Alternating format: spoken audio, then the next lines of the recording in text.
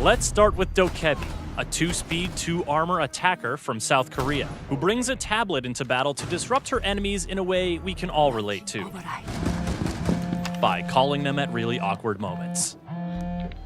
Twice per round, Dokkaebi can remotely hack the phones of every defender simultaneously with her logic bomb, which does a few things. First, it causes all of the defenders' phones to emit a loud buzzing. Second, it disrupts the defenders' camera surveillance, giving the attackers a chance to maneuver without being spotted. Third, it annoys the crap out of every defender until they take a few seconds to turn off that infernal buzzing. But Dokkaebi doesn't stop there. When she's in a match, every defender that is killed will drop their phone.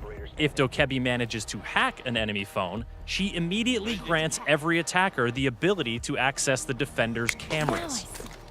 What's a defender to do? Avoid camera sightlines?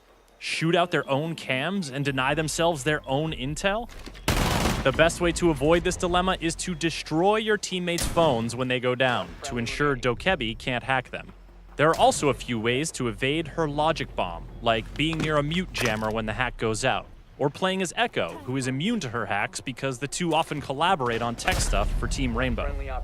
But when it comes to avoiding hacked cameras, there's a new operator that takes evasion to a whole new level. Meet Vigil. This South Korean defender does not like to be surveilled, so he's got a gadget that lets him turn invisible to camera feeds. His electronic rendering cloak doesn't muffle his steps or affect his visibility to the naked eye, but if you're trying to drone him out or spot him on a hacked camera feed, you're out of luck. Affected drones and cameras emit a white light, and Vigil's ability causes a visual interference pattern to appear on any feeds that it's affecting. These cues tell attackers that Vigil is somewhere nearby. As a 3-speed, 1-armor defender, Vigil has the quickness to cover multiple areas of entry and sow doubt among the attackers about where he actually is. His ability works similarly to Caveira's Silent Step, so he can't be cloaked indefinitely, and his cloak vanishes when he shoots or does something to affect the environment. Also, like Pulse and his heartbeat sensor, Vigil can be detected by IQ when he's using his ability. Jackal can scan his footprints too, but if you don't have a strong anti-roamer operator in the field, you're gonna have to be extra vigilant. Friendly, last operator standing. On to our third operator, Zofia. This tough 2-speed, 2-armor frontline attacker from Poland's Grom CTU is as in-your-face as operators get. Her unique gadget? The KS-79 Lifeline, a double-barreled grenade launcher.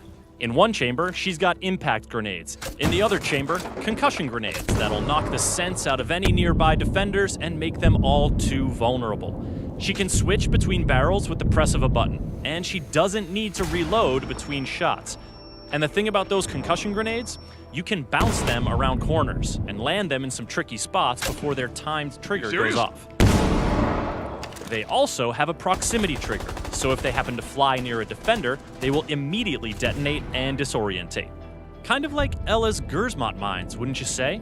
Zofia and Ella are sisters. They both have a fair bit of training when it comes to being concussed, so they recover 50% faster from each other's concussion blasts than other operators do. The Bozak sisters are tough, but Zofia is so tough that once per round, she can pick herself back up from a down but not out state. God! She only has 1 health point when she gets up, but by God, she gets up. To keep up with the latest in Rainbow Six Siege, subscribe to this YouTube channel and visit us at the UB blog.